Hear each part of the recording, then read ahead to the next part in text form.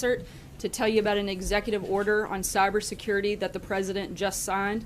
He'll take a few of your questions, and respectfully, I ask that you keep your questions for him on the topic of the executive order. And don't worry, I'll come back and answer all of the rest of your pressing questions as soon as he wraps up. So with that, I'll turn it over to Tom. Thanks. Thank you, Sarah. Thank you very much for your time. A couple of things positive to report today, and the first is that President Trump, about an hour ago, signed an executive order on cybersecurity. And that executive order, among other things, is going to keep his promise that he has made to the American people to keep America safe, including in cyberspace. I'd like to do a few things. I'll promise you that we distribute the executive order, but if I could, I'll preview the executive order for you, walk you through its three primary sections, some of its wave tops, and then take your questions. Among other things, at least as an observation from me, I think the trend is going in the wrong direction in cyberspace, and it's time to stop that trend and reverse it on behalf of the American people. We've seen increasing attacks from allies, adversaries, primarily nation states, but also non-nation state actors, and sitting by and doing nothing is no longer an option. So President Trump's action today is a very heartening one. There are three sections. They're in priority order in a sense. The first priority for the president and for now our federal government is protecting our federal networks. I think it's important to start by explaining that we operate those federal networks on behalf of the American people, and they often contain the American people's information and data. So not defending them is no longer an option. We've seen past hacks and past efforts that have succeeded, and we need to do everything we can to prevent that from happening in the future. So a few things on federal networks. We have practiced one thing and preached another. It's time for us now, and the president today has directed his departments and agencies to implement the NIST framework. It's a risk reduction framework. It is something that we have asked the private sector to implement and not forced upon ourselves. From this point forward, departments and agencies shall practice what we preach and implement that same NIST framework for risk management and risk reduction. Second, I think of note point in protecting our federal networks is that we spend a lot of time and inordinate money protecting antiquated and outdated systems. We saw that with the OPM hack and other things. From this point forward, the president has issued a preference from today forward in federal procurement on federal IT for shared services. We've got to move to the cloud and try to protect ourselves instead of fracturing our security posture. Third point I'd make is that the executive order directs all its departments and agency heads to continue its key roles, but it also centralizes risk so that we view our federal IT as one enterprise network. If we don't do so, we will not be able to adequately understand what risk exists and how to mitigate it. A number of thoughts on that. Among other things, that is going to be a very difficult task. So modernizing is imperative for our security, but modernizing is going to require a lot of hard, good governance. And responsible for that today is the President's Technology Council. The President's American Technology Council is going to run that effort on behalf of the President here out of the White House. And we have great hope that there'll be efficiencies there, but also security. And I would probably note to you that other countries have taken 2 or 3 years to learn what we just came up with in 2 or 3 months, and that is that we can't promote innovation without first thinking through risk reduction. So doing that together is a message that we've learned, but doing it together is a message we'd like to encourage private sector folks to adopt. So point 2 in the executive order is our critical infrastructure cybersecurity effort. The President has directed the President's cabinet to begin the hard work of protecting our nation's most critical infrastructures, utilities, financial and healthcare systems, telecommunications networks. He's directed them to identify additional measures to defend and secure our critical infrastructure. And he's continued to promote the message that doing nothing is no longer an option. So the executive order not only requires his departments and agencies to help those critical infrastructure owners and operators and the most important ones, but to do it in a proactive sense. He messages a tilt towards action. We've seen bipartisan studies, an observation from me, over the last 8 years. Both parties, they've made powerful recommendations. They have not been adopted for various reasons. This executive order adopts the best and brightest of those recommendations, in my view. I'm going to stop with those 3 and take questions. 2 questions for you real quickly. First, actually, if I could. Yes, please. Brian. Brian, go ahead. First, was the Russian hack in any way responsible or an impetus for this? Number 2, I've talked to IT people who say putting stuff on the cloud actually can be problematic as far as security. So what additional security measures would you apply to the cloud to make sure that it's not as risky as some of the IT people tell us it would be? Yeah, a couple questions there. So let me say three things first. The third section of the executive order, maybe the one I skipped over here a moment ago, speaks to two halves. It speaks to not only the need to develop the norms and the interoperable open communication system that is the internet. The United States invented the internet, and it's time to maintain our values on it. But it also speaks to a deterrence policy, which has long been overdue. And so the Russians are not our only adversary on the internet, and the Russians are not the only people that operate in a negative way on the internet. The Russians, the Chinese, the Iranians, other nation states are motivated to use cyber capacity and cyber tools to attack our people and our governments and their data. And that's something that we can no longer abide.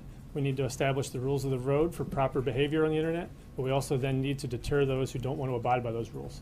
So the answer to your first question is no, it wasn't a Russian-motivated issue. It was a United States of America-motivated issue. And the second question about the cloud and security on the cloud. IT people say if we don't move to shared services, we have 190 agencies that are all trying to develop their own defenses against advanced protection and collection efforts. I don't think that that's a wise approach. There's always going to be risk. And so your question is, are we still at risk? Yes. I'm not here to promote for you that the president has signed an executive order and created a cyber secure world and a Fortress USA. That's not the answer. But if we don't move to secure services and shared services, we're going to be behind the eight ball for a very long time. Thank you. You're welcome. Thanks so much. You said sitting around doing nothing. Is it your contention that the Obama administration, that was its approach to cybersecurity, sitting around and doing nothing? Question one. Number two, you talked about one enterprise network. Does that mean every system throughout the federal government, under this executive order, the ambition is to make them all the same or protected in the same way? No. So I'll answer them in reverse order if I can. What we need to do is view the federal government as an enterprise, as opposed to just viewing each department and agency as its own enterprise. So the Department of Homeland Security and Secretary Kelly will play a large and leading role in this effort in implementing the president's executive order. Has an enterprise, and their enterprise network covers 340 or so thousand employees and their contractors and so forth. They are responsible, and that secretary of each department and agency will remain responsible for securing those networks. But we need to look at the federal government as an enterprise as well, so that we no longer look at OPM and think, well, you can defend your OPM network with the money commensurate for the OPM responsibility. OPM, as you know, had the crown jewel, so to speak, of our information on all of our background and security clearances. So what we'd like to do is look at that and say that is a very high risk, high cost for us to bear. Maybe we should look at this as an enterprise and put collectively more information in protecting them than we would otherwise put into OPM, looking at their relevant importance to the entire enterprise. Not just their budget, but based on what they do.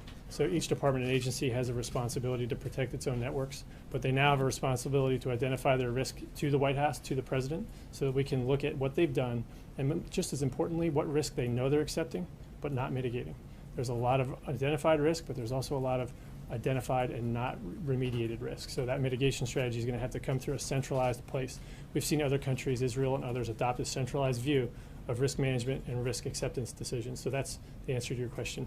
The second question, though, maybe is that doing nothing. Yeah. So was that the previous administration's approach from your vantage point? Yeah. No, I think that the observation is that we have not done the basic block and tackling, right?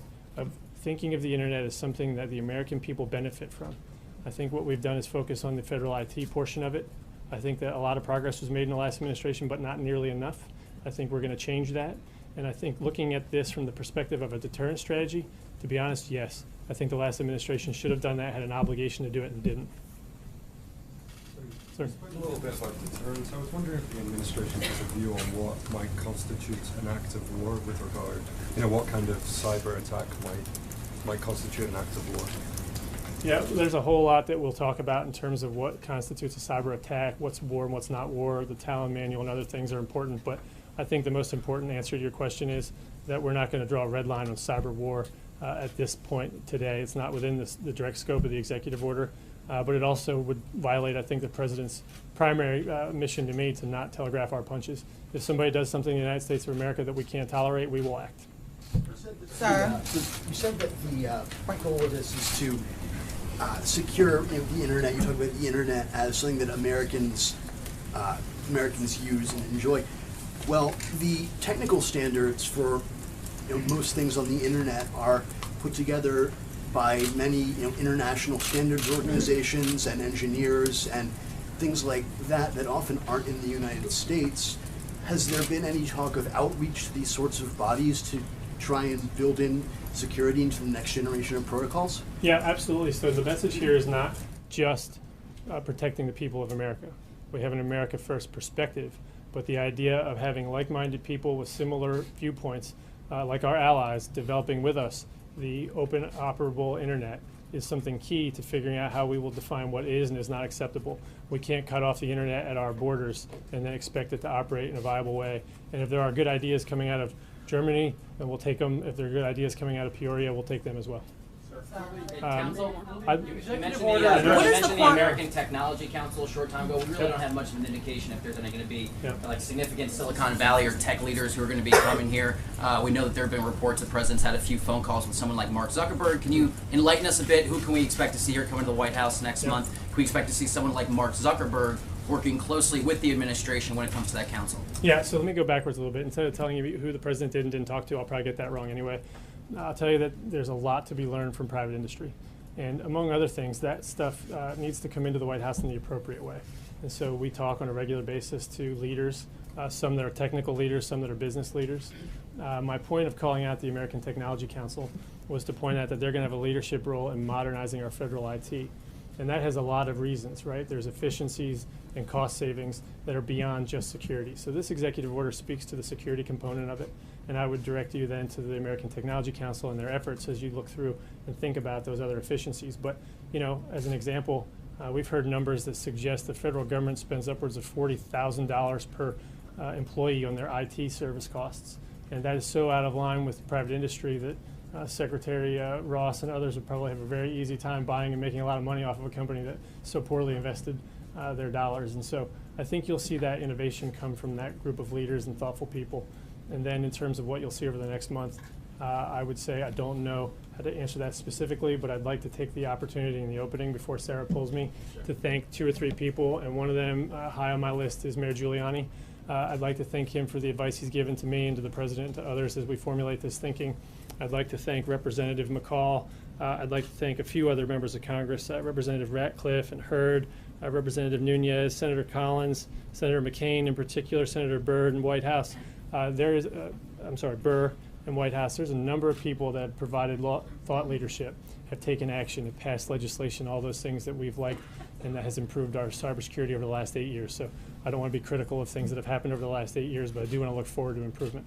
As you go forward, sir, could you tell the former Obama administration official who dealt with other countries and other entities in other countries, he said that there were tens of thousands of attempts to hack into government systems daily. Can you quantify, can you confirm or deny that? No. No. The answer for no is that we see that happen, and we then start getting into a numbers game. And what I think would be a better argument right now, not to cut off that question, it's a reasonable one, but the better answer here is for us to figure out how we can provide a better collective defense of our federal IT and those networks and data that we operate.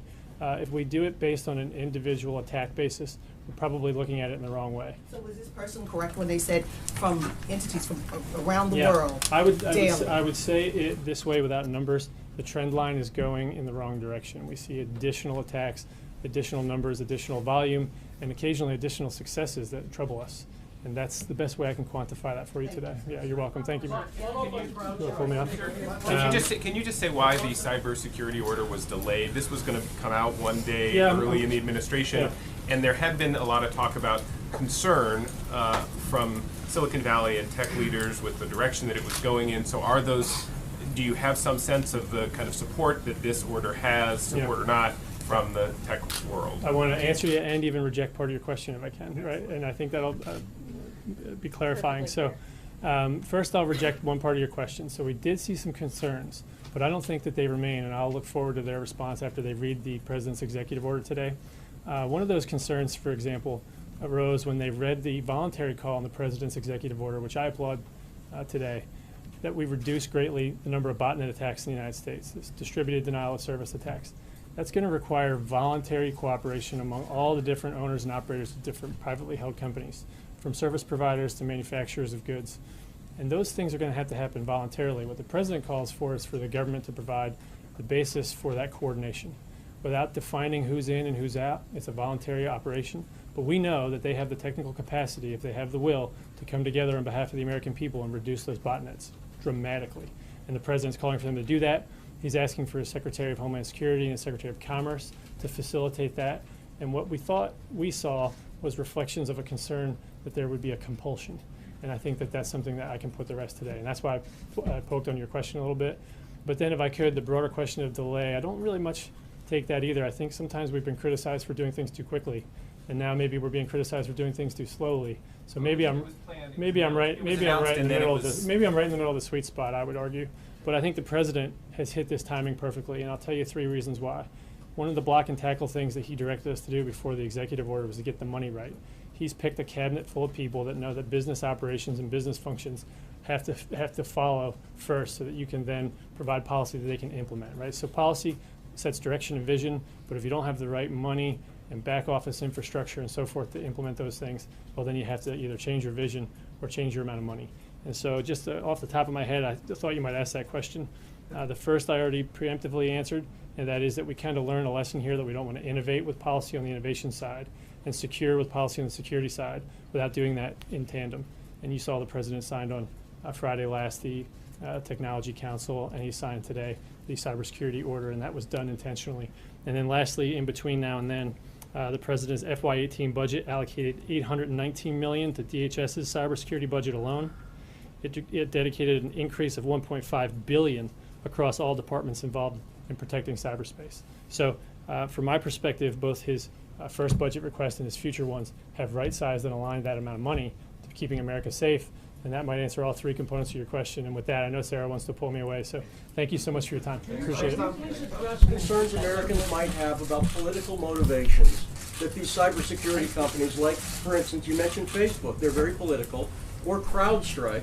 I'm sure he'll be happy to come back to questions later. Thank you so much, Tom. And actually, he was wrong on one thing. I would gladly have let him stay up here and talk cybersecurity with you all day. A few announcements, and then, as promised, I will get to, I'm sure, all of your many pressing questions. I'd like to announce that the President also just signed another executive order establishing the bipartisan Presidential Advisory Commission on Election Integrity. This will be chaired by Vice President Mike Pence. The President is committed to the thorough review of registration and voting issues in federal elections, and that's exactly what this commission is tasked with doing. The bipartisan commission will be made up of around a dozen members, including current and former secretaries of state, with Kansas Secretary of State Chris Kobach serving as vice chair. It will also include individuals with knowledge and experience in elections, election management, election fraud detection, and voter integrity efforts. 5 additional members that have been announced as of today: Connie Lawson, the Secretary of State of Indiana; Bill Gardner, Secretary of State of New Hampshire; Matthew Dunlap, the Secretary of State of Maine; Ken Blackwell, former Secretary of State of Ohio; and Christy McCormick, a Commissioner on Election Assistance Commission. The Commission will review policies and practices that enhance or undermine the American people's confidence in the integrity of federal elections and provide the President with a report that identifies system vulnerabilities that lead to improper registrations and voting. We expect the report will be complete by 2018. The experts and officials on this commission will follow the facts where they lead. Meetings and hearings will be open to the public for comments and input, and we will share those updates as we have them. In cabinet news, Secretary Perdue is in Cincinnati, Ohio today to announce the Agriculture Department's plan for reorganizing to provide better service to the American people, as the President directed in his March 13th executive order. With the barges of the Ohio River behind him, many of which contain products that are beginning a journey that will ultimately take them to markets overseas, Secretary Perdue will announce a new mission area for trade and foreign agriculture affairs, recognizing the growing importance of international trade to the agriculture sector of the economy. United States Immigration and Customs Enforcement will hold a press conference at 2:15 today. probably not too far away, to announce the results of a highly successful recent gang surge operation. The President has made enforcement of our nation's immigration laws a top priority, and today's announcement will underscore not only that commitment, but his focus on targeting transnational gangs and prioritizing the removal of criminal aliens who pose a threat to public safety. Also today, Secretary Mattis met with the Turkish Prime Minister in London to discuss a range of bilateral security issues, and the Secretary reiterated the United States' commitment to protecting our NATO ally, and both leaders affirmed their support for peace and stability in Iraq and Syria. One other thing I wanted to point out, last night Obamacare suffered another serious blow as Aetna announced its decision to pull out of the Nebraska and Delaware marketplaces, which ends their participation in exchanges completely. They've sustained hundreds of millions of dollars over the last several years and is projected to lose more than $200 million in 2017. The company attributes those losses to structural issues within the exchanges, quote, that have led to co-op failures and carrier exits and subsequent risk pool deterioration, end quote. This latest news adds to the mountain of evidence that Obamacare has completely failed the American people and reinforces why there is no time to waste in repealing and replacing this law before it takes our entire healthcare system down with it. Finally, I know we sent out a timeline regarding the firing of former Director Comey yesterday because there seemed to be some misperceptions about the meeting between the President and the Attorney General and the Deputy Attorney General on Monday. But I'm going to read it to you all again just to make sure we're all on the same page because I want the sequence of events to be perfectly clear to everyone. The President over the last several months lost confidence in Director Comey. After watching Director Comey's testimony last Wednesday, the President was strongly inclined to remove him. On Monday, the President met with the Attorney General and the Deputy Attorney General, and they discussed reasons for removing the Director.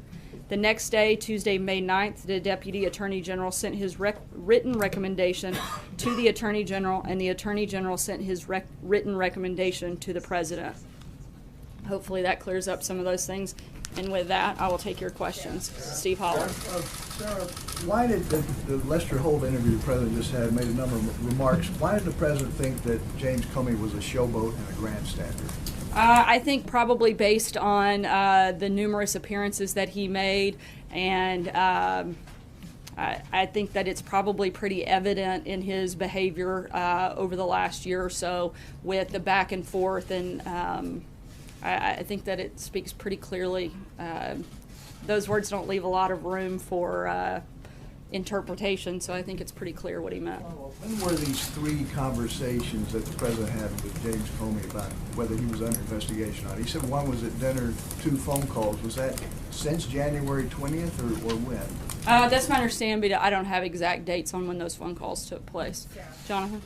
Sarah, two parts of the Comey question regarding the interview the President just gave. First of all, isn't it inappropriate for the President of the United States to ask the FBI Director directly if he is under investigation? No, I don't believe it is. One of these conversations, the President said, happened at a dinner where the FBI Director, according to the President, was asking to stay on as FBI Director. Don't you see how that's a conflict of interest? The FBI Director is saying he wants to keep his job, and the President is asking whether or not he is under investigation? I don't see that as a conflict of interest, and neither do the many legal scholars and others that have been commenting on it for the last hour. So no, I don't see that as an issue. Shannon? Sarah, the other thing I wanted to ask you about is, I asked you directly yesterday. 3, I think, now. This is a different subject related to Comey. I asked you directly yesterday if the President had already decided to fire James Comey when he met with the Deputy Attorney General and Attorney General. And you said no. Also, the Vice President of the United States said directly that the President acted to take the recommendation of the Deputy Attorney General to remove the FBI Director. Sean Spicer said directly it was all him, meaning the Deputy Attorney General. Now we learn from the President directly that he had already decided to fire James Comey. So why were so many people giving answers that just weren't correct? Were you guys in the dark? Was the Vice President misled again?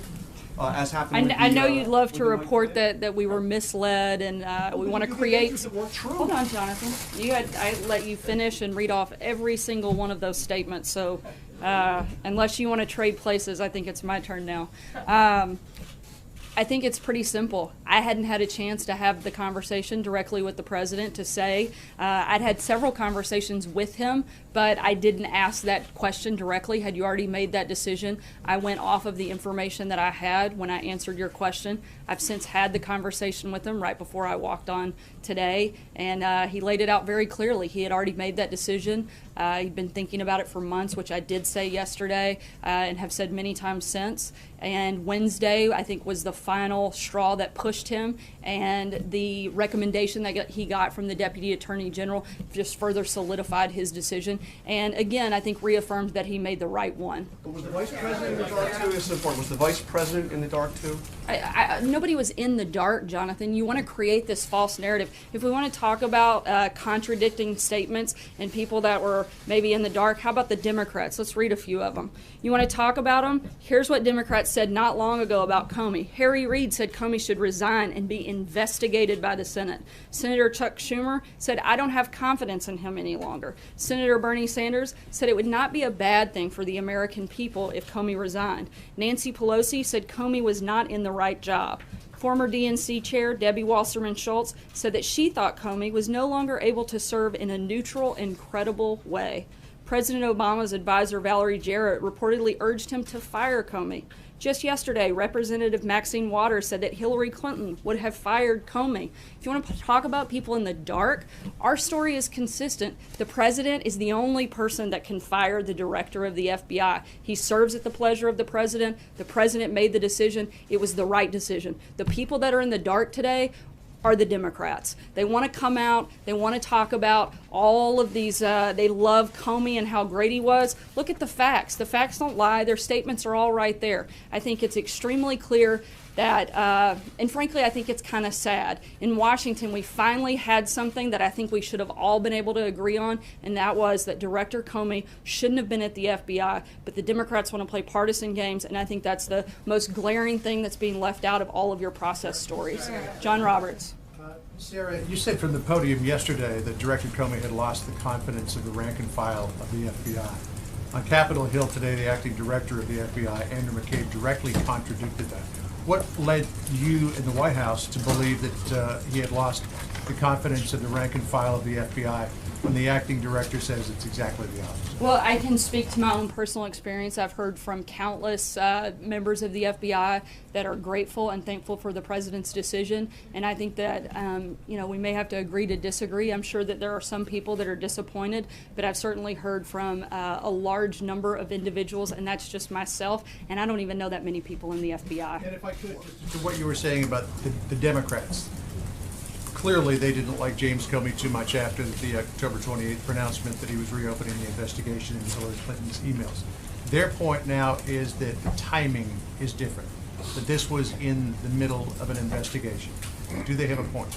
Not at all, and I think Mr. McCabe made that point far better than I could today when he said that there's been no impediment to the investigation. And as I said before, any investigation that was taking place on Monday is still taking place today. So I think that's, again, another sad story by the Democrats that they're trying to peddle. Mara. Thank you. Another comment from the hearing today. The acting Deputy Attorney General said, McCabe said that he considers the investigation into Russian meddling in the election to be highly significant. In the past, the president has said that the investigation was a hoax, and he's questioned even recently whether maybe it wasn't Russia, it might have been China. Does the president consider this investigation to be highly significant? Look, I think he would love nothing more for this investigation to continue to its completion. I think one of the reasons that the hoax component is the collusion component that has been the false narrative that you guys have been pushing for the better part of a year. I think that's the piece that he is repeatedly talking about being the hoax. But in terms of the threat to national security, does he take that seriously? Does he think that's significant? Putting aside the collusion question. Of course he takes national security seriously. hint that he doesn't, I think, is to misunderstand this president completely. From the very moment that he stepped onto the campaign stage to the day that he took the oath of office to become president, he has talked about national security. He's made that one of the biggest priorities in the administration. You just saw Tom Bossert here talking about cybersecurity on all fronts, whether it's securing the border, whether it's protecting people abroad here. The president has been focused on national. During the election was a threat to U.S. national security. You know, I haven't had the chance to ask him about that. I think we're still waiting on the final conclusion of that investigation. He doesn't know. Look, I think any time we have somebody interfering with our election, that would be considered a problem, and I think the president would certainly recognize that. Matthew? Two questions. First, as has been mentioned, Vice President Pence yesterday said the firing was based on the recommendation of the Attorney General and Deputy Attorney General. We know now that that's not true. Was the Vice President misled again, or did he mislead the American people? I believe I've answered that question. Thank you.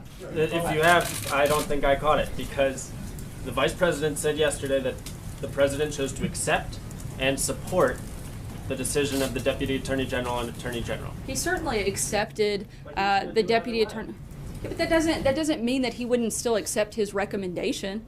I mean, they're on the same page. Like, why are we arguing about the semantics of whether or not he accepted it? They agreed. I mean, I'm not sure how he didn't accept the Deputy Attorney General's recommendation when they agreed with one another. So if I may just switch topics slightly. If the president knew he was going to do this, why ask for those memos to begin with? Why not just fire Comey? Why have these memos put out and then explain that he did it because of the memos, but then say that he was going to do it either way?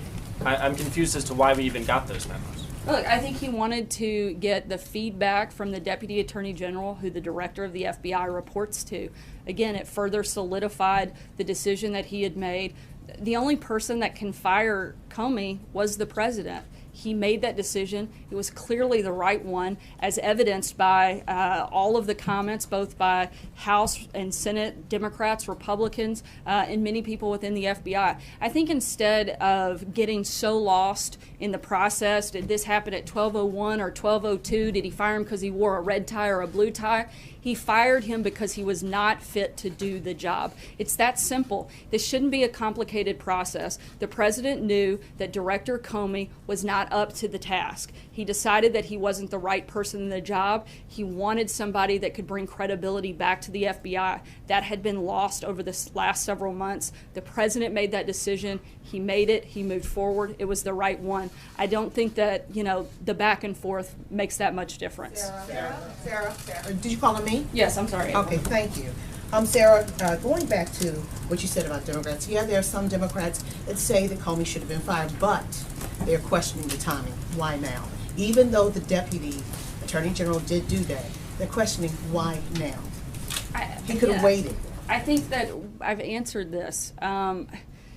I hate to, again, just keep repeating myself, but we're kind of getting lost on the same questions here. He had decided that he wasn't fit. There's never going to be a good time to fire someone, whether it's on a Tuesday or a Friday. Day one when he comes in. He decided he wanted to give Director Comey a chance. He did, and he felt like he wasn't up to the task. And then last question. Monday, Sean Spicer, when he was at the podium, he said after the testimony with Clapper and Yates, he said, he talked about there was no collusion from what Clapper said, but he also said that there needs to be a timeline when the Russia investigation ends. And then yesterday, you said it should continue. Which one is it?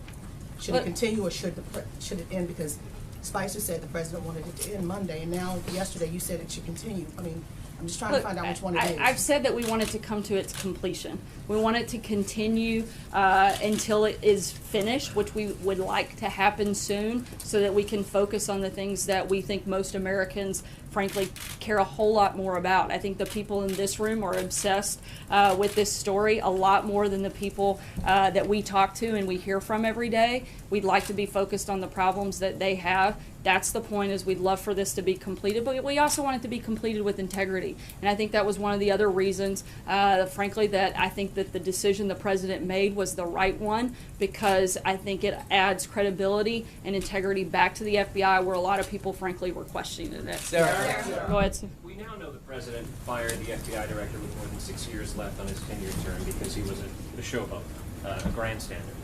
How important is it that the next FBI director not be a showboat or a grandstander? And how important is it that this person show loyalty to the president? I think that the main factor that they're looking for is that they're loyal to the justice system, they're loyal to the American people. This president is looking for somebody who can come in that is independent and has the support, I think, across the board, whether it's Republicans, Democrats, members of the FBI, and certainly the American people. Again, it wasn't just one thing that caused the president to make this decision. A large part of why he made this decision was because he didn't feel like Director Comey was up to the job. He had watched, it was just an erosion of confidence that he had in his ability to carry out the tasks that needed to be done. He's looking for somebody who can do that. Jordan? Thank you, Sarah. Two questions. First, I want to follow up on what John asked about the rank and file of the FBI. Don't you think the acting director of the FBI has a better handle on the rank and file than you do? Look, I'm not going to get in a back and forth on who has a better handle. Again, I've heard from multiple individuals that are very happy about the president's decision, and I know that it was the right one. I believe that most of the people that we've talked to also believe it was the right decision to make. I want to also ask about the meeting yesterday between President Trump and the Russian foreign minister. Can you walk us through how a photographer from either a Russian state news outlet or the Russian government got into that meeting and got those photographs out? Yeah, the same way that they would whoever the president was meeting with when it comes to a foreign minister or a head of state. Both individuals have official photographers in the room. We had an official photographer in the room, as did they. Usually, media, independent media in the U.S. is typically invited into those meetings. Why didn't that happen in this case? It varies, actually, not always. Particularly, sometimes the protocol when it is not the head of state and prior to the president meeting with the head of state, that wouldn't always take place. So, again, proper protocol was followed in this procedure. Sarah. Has the president been questioned by the FBI with regard to their investigation into Russian interference in the election? Not that I'm aware of. Does he expect to be? I haven't had a chance to ask him that question, so I don't know. I'm not going to guess on what he may expect. Major? So, at the Justice Department, there's a general protocol that discourages conversations with the President of the United States by the FBI director about anything that might involve the President. That's a general aspect of the protocol that's usually fired, to ensure that there is no confusion about political interference or any kind, or even the impression or the appearance of political influence on the FBI. That's the standard procedure. You just said here it was appropriate for the President of the United States to ask whether or not he was under investigation. Why is it appropriate if that's not consistent with the guidelines at the Justice Department to avoid that very encounter? We've talked to several legal scholars have weighed in on this and said that there was nothing wrong with the president asking that question. The Justice Department should change its protocol. I haven't seen their protocol. I'm only speaking to the information that I have at this point. No, it's not what I think. I mean, look at the people that followed up the interview. There were multiple attorneys that came on after and specifically stated that it was not inappropriate and it wasn't wrong for the president to do so. So, again, I can only base it off. I'm not an attorney. I don't even play one on TV. But what I can tell you is what I've heard from legal minds and people that actually are attorneys, and that's their opinion. So I have to trust the justice system on that fact, too. Would you say, based on the experience that you and Sean and this communications office had Tuesday and Wednesday, that you were given all of the best information to relay to the American public through us, and your job is to relay that information to the American public, we're only intermediaries, about what happened with this firing and the rationale for it? Intermediaries. You seem to take a much more proactive approach most of the time, but I'll go with intermediaries for today. Look, I think we were absolutely given the information that we could have at that time. It was a quick-moving process. We took the information we had as best we have it and got it out to the American people as quickly as we could. And would you say that that information was accurate then or is more accurate now? I would say that after having a conversation with the president, you don't get much more accurate than that. And so by that standard, should reporters and the country essentially wait for a pronouncement from the president before believing that which is stated on his behalf by the White House communications staff? Look, Major, I'm not going to get in a back and forth that we have to have like a direct quote every single time.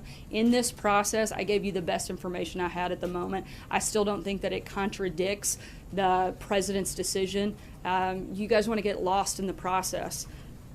I don't believe asking you a question and getting an answer is lost in the process, Sarah, with all respect. Yeah, and I'm answering those questions. It's very simple. The president decided to fire Director Comey. Nobody else gets to make that decision, and he made it. He stands by it, as do the rest of us. Thanks. Mike? Yeah, 2 questions.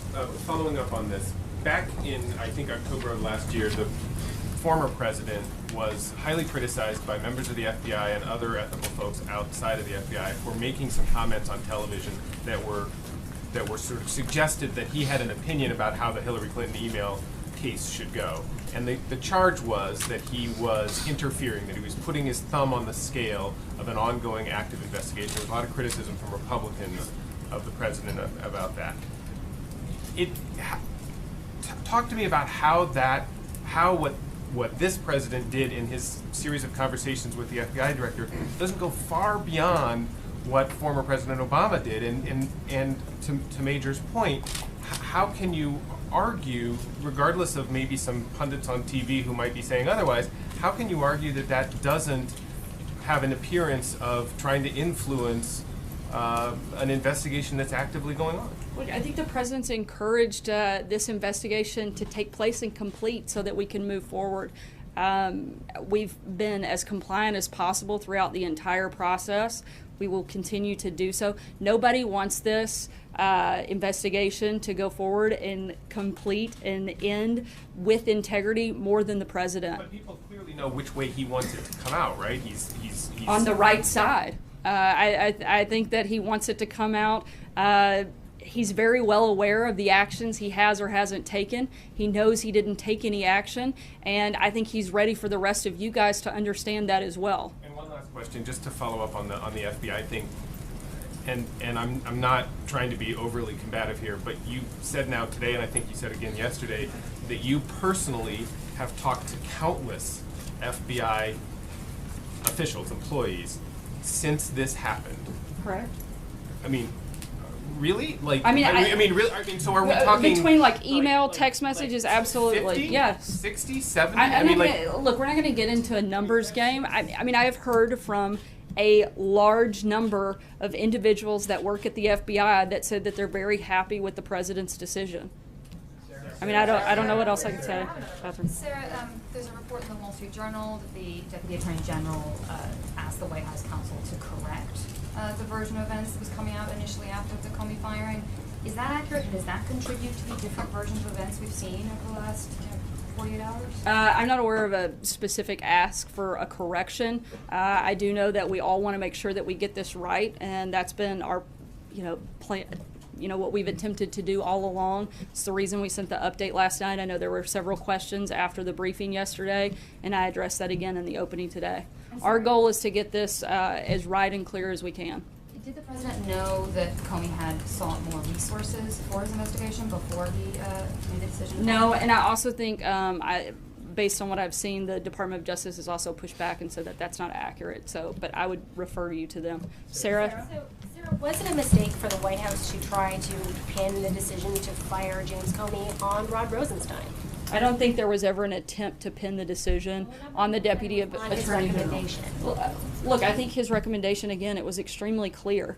The president, though, makes the decision. The buck stops with him. Nobody's ever tried to say that this wasn't the president's decision, that he wasn't the one that carried it out, and to try to, I think, conflate those things is just not what took place. We know that the president's been thinking about this for a long time. Wednesday, it certainly, I think, expedited the director's testimony last Wednesday, and then getting the recommendation from the Deputy Attorney General, I think just further solidified the president's decision. Just to clarify one thing you said, that the president has encouraged this investigation into Russia. He wants to see it reach its completion sooner rather than later. How has he encouraged it if he just fired the man who was overseeing the Russia investigation? There are multiple people that are part of this, and it's not just the FBI. You've got the House committee, the Senate committee. Look, again, the point is We want this to come to its conclusion. We want it to